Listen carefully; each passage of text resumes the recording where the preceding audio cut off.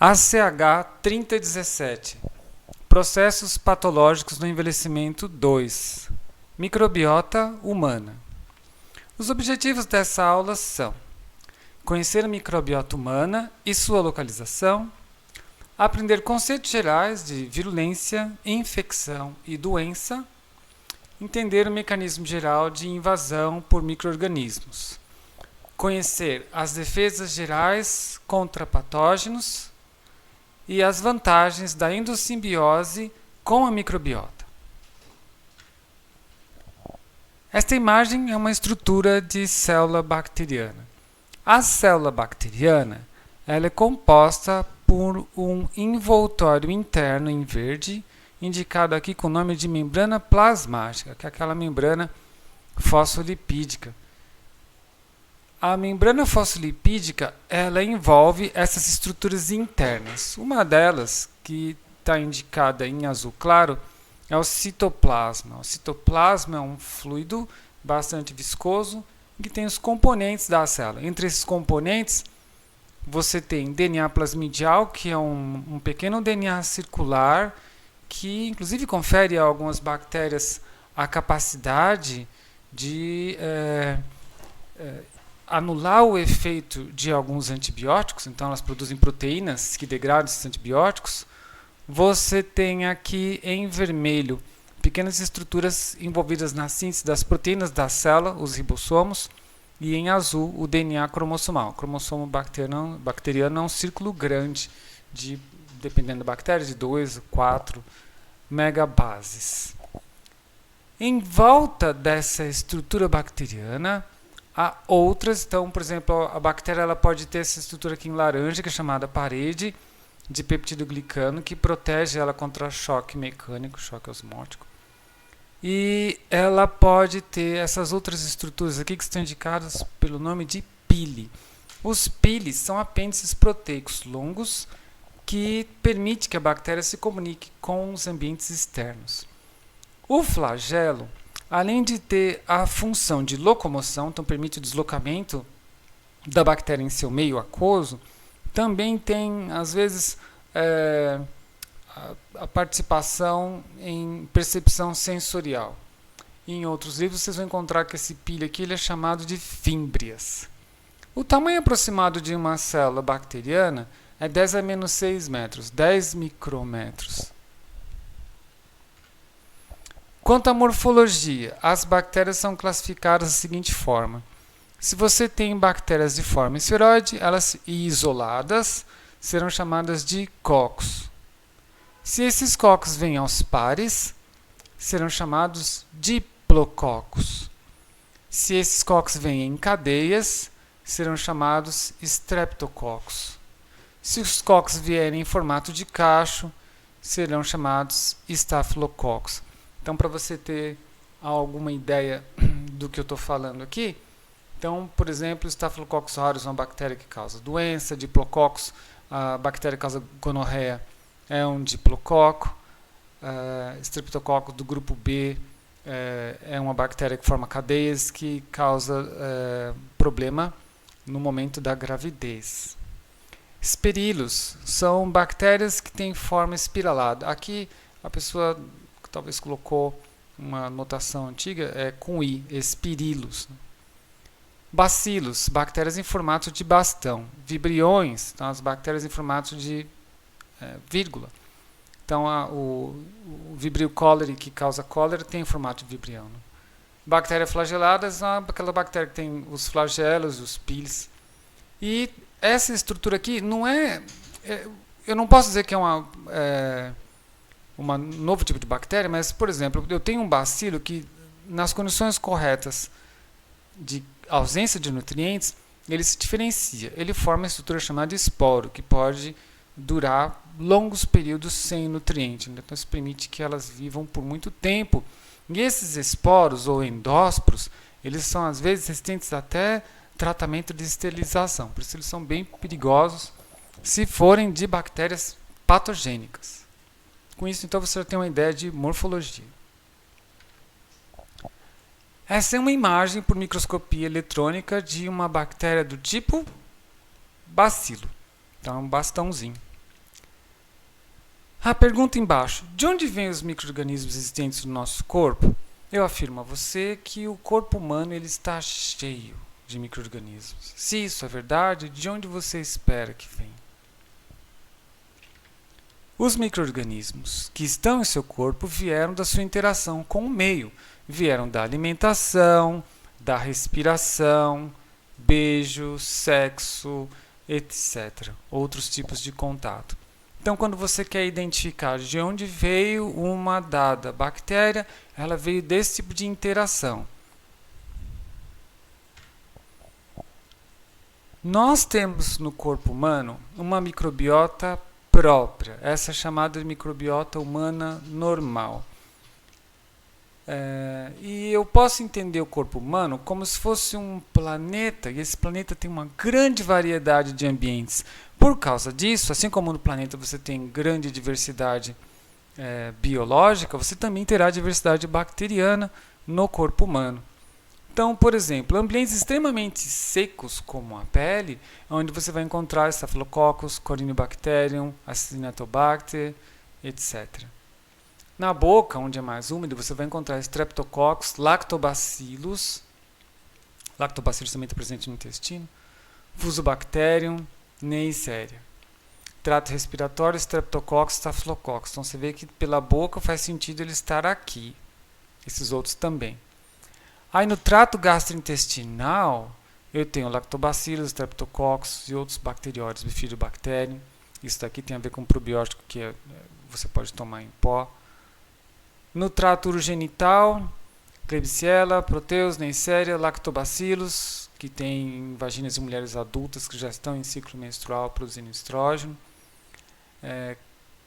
Cândida, aqui no caso, acho que ele se refere à levedura, né? Candida albicans, e aqui Clostridium, outra bactéria. Bom, então você vê que para cada ambiente eu tenho espécies diferentes. Eu não tenho Peptostreptococcus, por exemplo, na pele. Então, isso porque as bactérias, assim como a biodiversidade que você vê na natureza, são adaptadas para seu meio. Mais que isso, essa microbiota aí, que você vê que é diferente em cada um desses ambientes, ela varia de indivíduo para indivíduo. Então, indivíduos não terão a mesma microbiota, é muito raro isso. Eles podem ter, talvez, as mesmas bactérias, sim, mas a quantidade vai ser diferente, porque isso é em função daquilo que a gente viu lá no slide de onde veio a microbiota. Depende da interação com o meio. Qual é o tipo de alimentação que essa pessoa teve? Que ar ela respirou?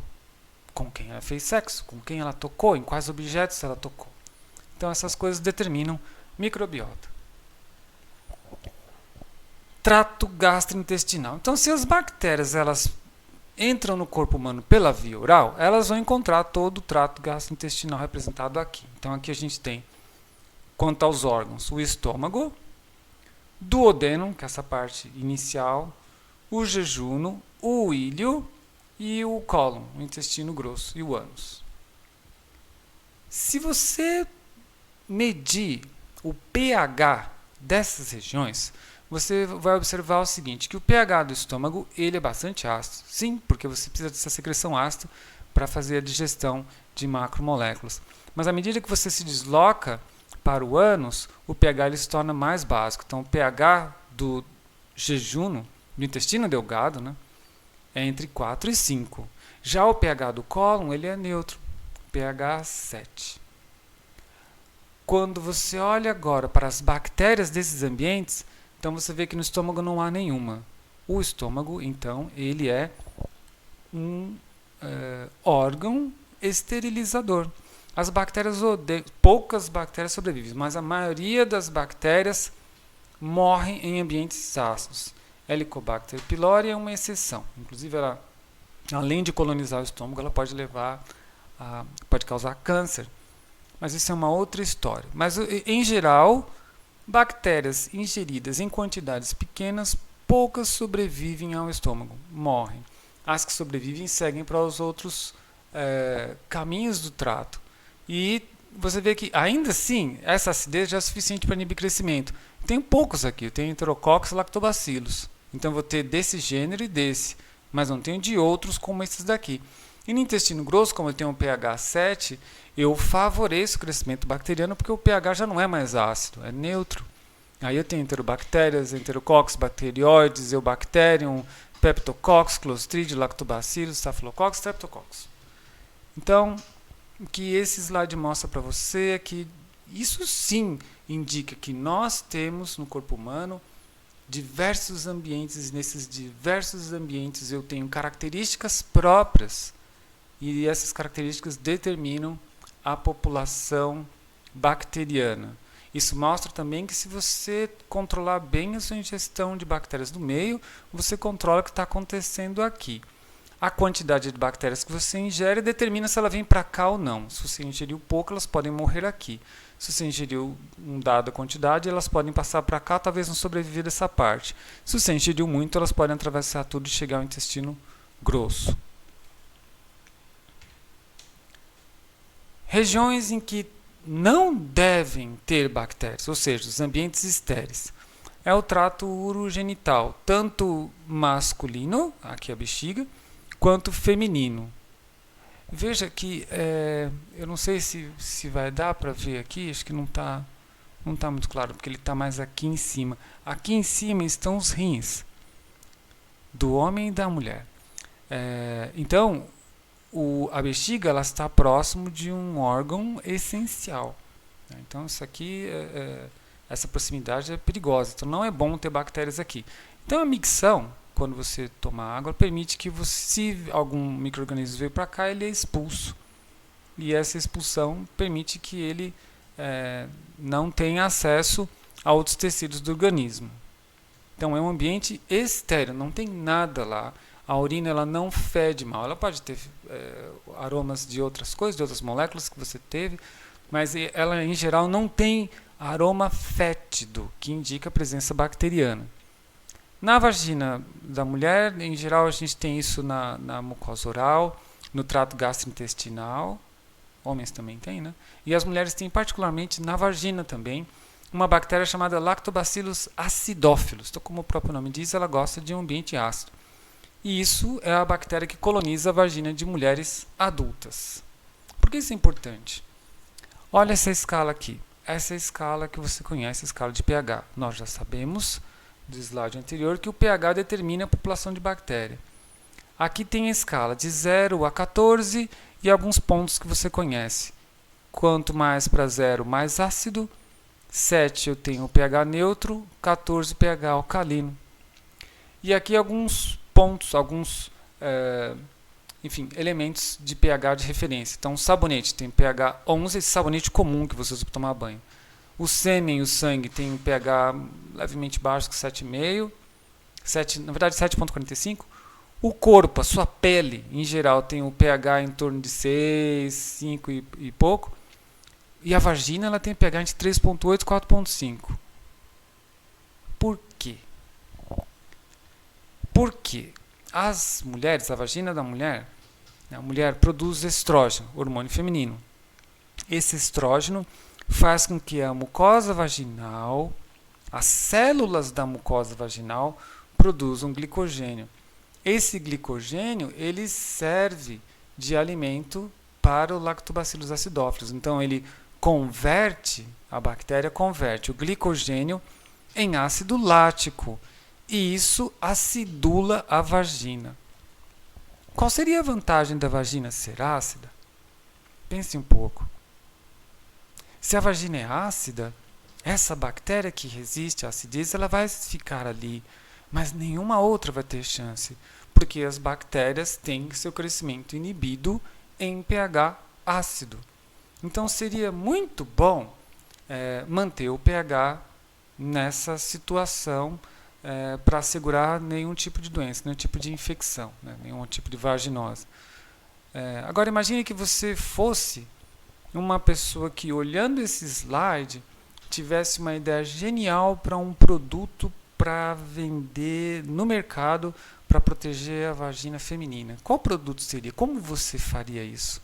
O que você pegaria para fazer esse produto? O lactobacillus? Um sabonete? ou você pegaria o ácido lático? Essa solução tecnológica existe, você conhece. Então, lembrando, o ácido lático vai deixar o pH entre 3,8 e 4,5, certo?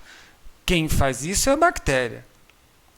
Mas, para proteger a mulher, eu preciso do efeito. O resultado é esse que eu quero. Quem faz isso é ou a bactéria comendo isso, mas se a bactéria não tiver isso e eu tiver isso aqui artificialmente, vai dar o mesmo efeito. Então, isso é o que você encontra num produto chamado Dermacide e muitos outros. Então, se você olhar na composição, está aqui, ó, lactic acid, citric acid. O ácido cítrico também é ácido. E mais ou menos nesse pH aí, 4,5, 5,5. Na verdade, acho que é 3 ponto alguma coisa. Depende de como você ajusta. Mas esse é o produto. Eu não preciso da bactéria. Eu preciso que a mulher faça sua higiene com um produto ácido. A bactéria que está tentando colonizar a vagina, ela não terá chance. Bom, mas é óbvio, quando você vai na farmácia, você vai ver que tem coisas dessa natureza aqui. Dermacide infantil. Você acha que isso faz algum sentido? Olha este gráfico. Este é o gráfico da produção de estradiol da mulher ao longo dos anos. Então você tem idades aqui chave: 0, 12, 13, 40, 50 e 60 anos. Claro que isso não está em escala, isso tem a ver para mostrar para você o ciclo, né? Então, mais ou menos na puberdade, a mulher, no começo da puberdade, ela começa a aumentar os níveis de estrógeno. E esses níveis vão subindo e ela vai ter os ciclos menstruais. Só que quando isso ocorre, esse nível de estrógeno vai fazer as células do epitélio vaginal produzir glicogênio. Quando ela comer lactobacilos, esse lactobacilos que é ingerido, pode ser esses lactobacilos de iogurte que você come, que você compra no supermercado. Eles descem pelo trato gastrointestinal, colonizam a vagina e ficam lá porque eles têm o estrógeno que vai produzir o glicogênio que eles precisam para manter o pH lá e impedir a colonização por outras bactérias. Então isso dura por todo o período de menstruação até a menopausa. Depois da menopausa, a mulher não produz mais. Então pense, em qual situação a mulher está vulnerável após a menopausa. Então ela não vai ter mais a bactéria que coloniza. Essa mulher, sim, tem necessidade de usar o Dermacide, considerando que esse seja o único problema, certo? A produção de estradiol. E na infância, faz algum sentido? Você pode imaginar, sim, porque o valor de estradiol é muito baixo. Mas a resposta é não, porque não se espera que crianças tenham atividade sexual. Então, o problema está exatamente com a vinda da capacidade de reprodução. Então, a natureza seleciona isso. As mulheres, a partir do momento que elas começam a se preparar para ter os filhos e começam a ter sexo, elas têm contato íntimo e esse contato dissemina as bactérias. Aí a natureza ela produziu estradiol para outras coisas também, mas inclusive acaba ajudando a colonização do lactobacillus acidófilos e protege a mulher. Precisa de Dermacide nesse período aqui? Se você pensar um pouco, você vai ver que não. Porque a mulher produz o estradiol que mantém a bactéria lá, então que ela precisa continuar comendo o lactobacillus. Isso aí você compra na farmácia. Tem pílulas de lactobacillus acidófilos que você pode comprar, ou você pode comer iogurte que tem esse lactobacillus. Mas em algumas mulheres o sistema imune não é tão beneficiado pelo lactobacillus. Então ela também vai precisar do Dermacide se o corpo não é capaz de produzir a quantidade de glicogênio que é necessária para favorecer a colonização. Esse assunto aí, acho que vale a pena você guardar, porque isso está extremamente relacionado com gerontologia, né? Então você vê aqui o efeito ao longo de todo o ciclo vital.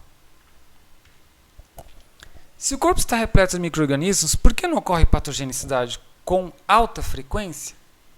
Bom, patogenicidade é função da virulência do micro-organismo e da resistência imunológica do hospedeiro.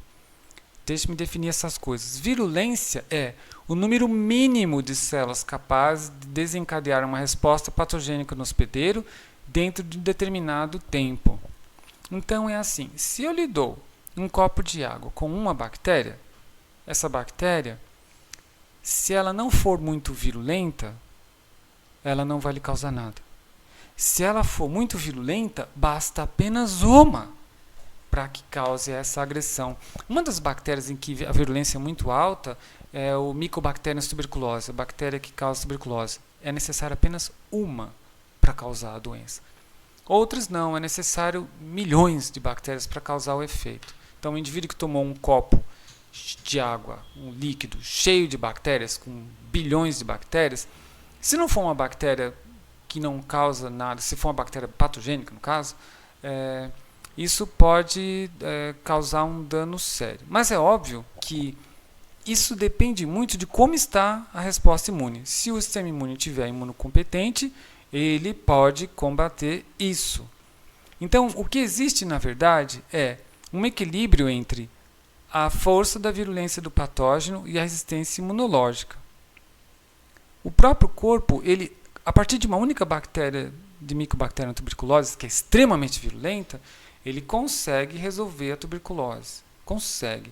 Se ele estiver imunocompetente, se a resistência imunológica estiver boa, a pessoa está se alimentando adequadamente, dormindo bem, não cometendo esses excessos da vida diária que reduz o sistema imune. Mas se ele não tiver isso, basta uma para causar uma doença séria. Então, são essas coisas que você tem que ter atenção. Para se cuidar das bactérias, você tem que fugir de situações em que há bactérias patogênicas e manter a resistência imunológica bem, cuidando bem, fazendo um autocuidado. Dois outros conceitos. Infecção. Se o micro-organismo cresce no hospedeiro, ocorre infecção. Todos estamos infectados. Nós temos várias bactérias no nosso corpo, então isso não é o problema. O problema é a doença, que é quando o micro-organismo causa lesão, dano hospedeiro. E ainda assim, tem lesões que são aceitáveis. Por exemplo, o lactobacillus, ele causa uma pequena lesão. Como que ele tirou o glicogênio da célula da vagina? Ele teve que lisar essa célula. Então ele comprometeu, uma célula morreu para que ele se alimentasse. Mas acontece que ocorre um equilíbrio ali, então ele não vai avançar se a resistência imunológica do hospedeiro estiver boa. Em geral está, então essas coisas ficam bem. Mas é necessário ter cuidado, o autocuidado.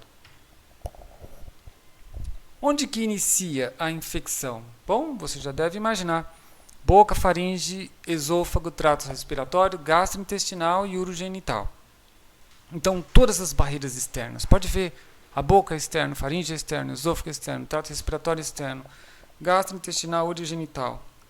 Então, aquilo que está com contato com o meio externo é o ponto de infecção. Em geral, mucosas. Ambientes estéreis. Estômago, por causa do pH.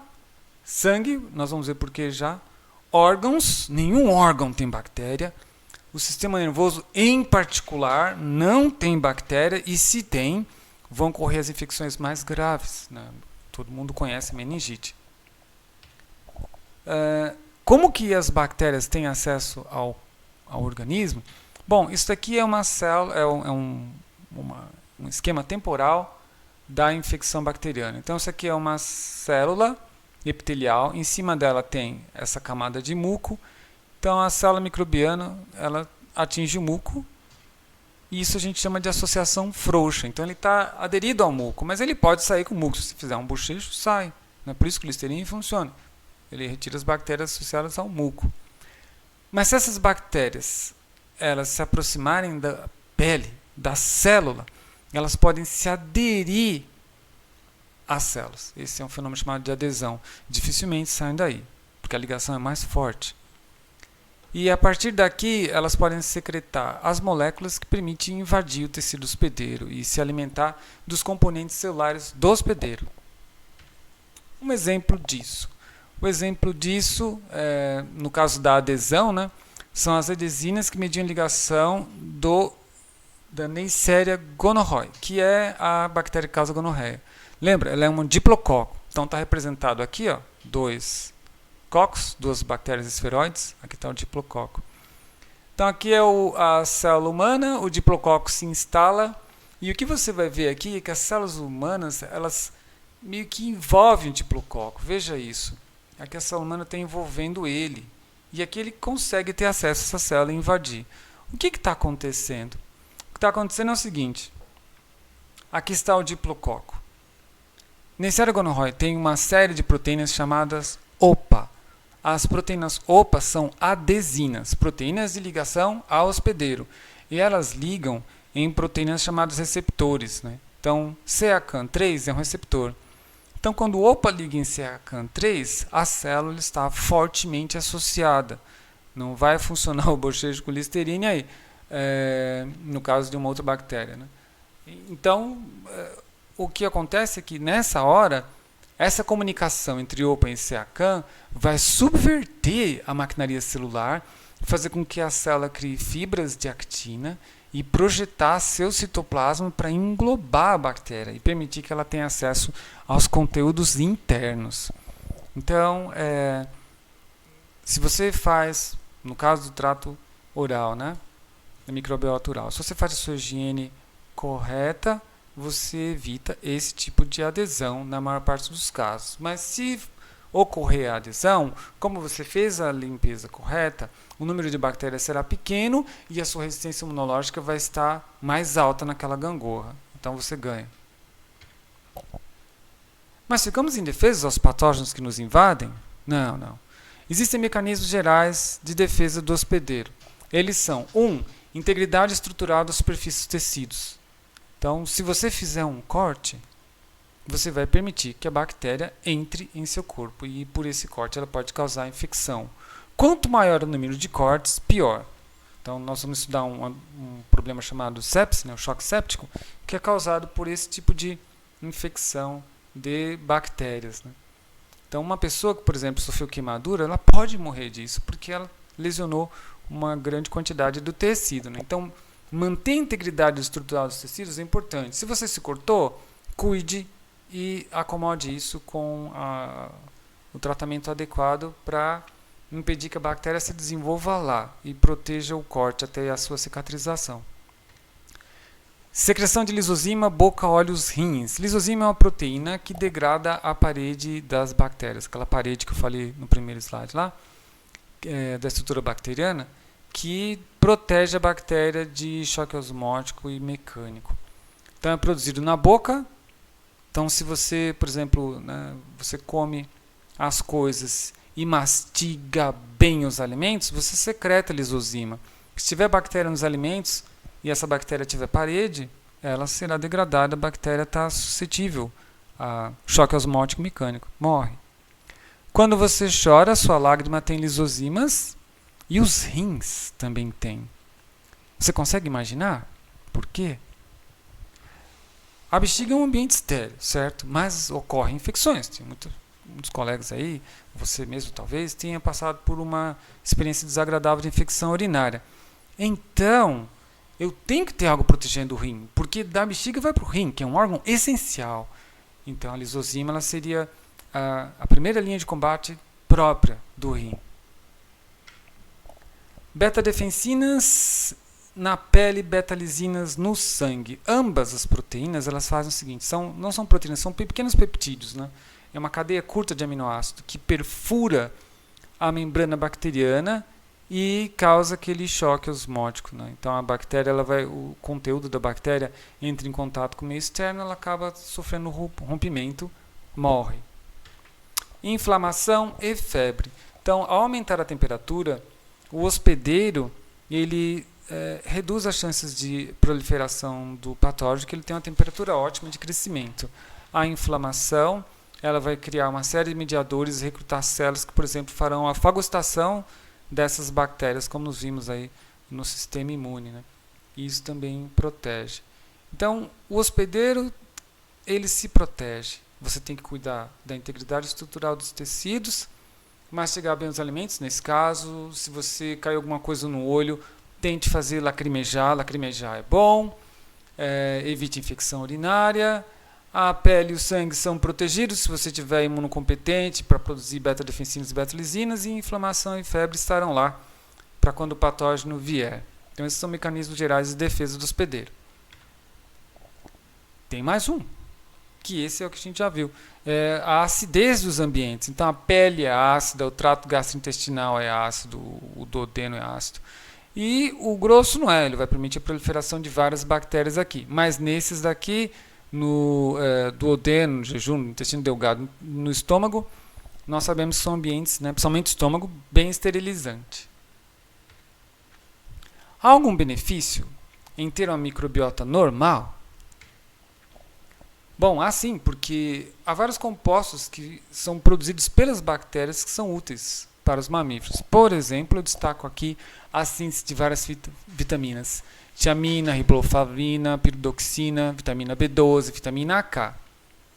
No intestino também são produzidos, por exemplo, gases, CO, metano, hidrogênio. E os gases, alguns deles têm odores ruins. Porque, por exemplo, é produzido H2S, que tem cheiro de ovo podre, ou NH3-aminas, que tem cheiro de peixe podre. São produzidos alguns ácidos orgânicos, ácido acético, propiônico, butírico. Alguns desses ácidos são alimentos para essas próprias bactérias. E outros produtos de metabolismo bacteriano. Então, as vitaminas podem vir dessas bactérias. É importante ter bactéria lá e há um benefício. O outro benefício que a gente vê existem algumas bactérias que são úteis, como lactobacillus ou bifidobacterium, bactérias que a gente toma na forma de probiótico. O que acontece? Você teve uma infecção na garganta, aí você tomou o antibiótico. O antibiótico vai matar toda essa microbiota que está com você, sua microbiota natural. Então, o prebiótico, ele recoloniza a microbiota intestinal com as bactérias benéficas. A mesma coisa acontece quando você toma, por exemplo, aquele prebiótico Saccharomyces boulardii, acho que é mais comumente, né, o nome do remédio, né, aquele Floratil. Então esse remédio é uma levedura. A levedura ela também combate patógenos e ajuda a recolonização do intestino após, por exemplo, um evento de diarreia. Resumo. A microbiota normal surge da interação com o ambiente. Então, se a pessoa se alimentou de determinado alimento, nesse alimento tem uma bactéria específica que vai colonizar o trato gastrointestinal. O mesmo vale para a respiração, para o sexo, para o tato. Virulência, a quantidade de células que dispara a resposta patogênica. Depende da bactéria. Certo? Se eu tenho bactérias que são mais virulentas, então eu preciso de poucas bactérias para causar a doença. E eu tenho bactérias muito virulentas, menos virulentas, desculpa, porque eu preciso de mais bactérias. Né? Então, muito virulenta, eu preciso de poucas bactérias. Infecção é o crescimento de micro-organismos e doença é a lesão que o micro-organismo causou no hospedeiro. Então, essa é a condição indesejável, porque infecção todos estamos infectados. Adesinas são proteínas dos micro-organismos que permitem fixação e invasão do tecido hospedeiro. E como proteção, tem-se na imunidade inata integridade tecidual, lisozimas na boca, no lágrima, nos rins, defensinas e beta-lisinas na pele e no sangue, inflamação e febre como defesas gerais. E a microbiota sintetiza as vitaminas necessárias ao hospedeiro. E saber interagir bem com a microbiota, saber controlar e colonizar a sua microbiota após eventos do tipo tomada de antibióticos, após uma diarreia, isso é fundamental. Porque essas bactérias, não é assunto dessa disciplina, mas essas bactérias, muitas delas, por exemplo, Lactobacillus acidófilos, estimulam o sistema imune a ele combater melhor os patógenos. Essa aula foi produzida com o livro Biologia de Micro-Organismos de Brock, Madigan, de Martinko e Parker, 10ª edição, eu tirei do CD-Book interativo. Conclua assim a aula de microbiota humana.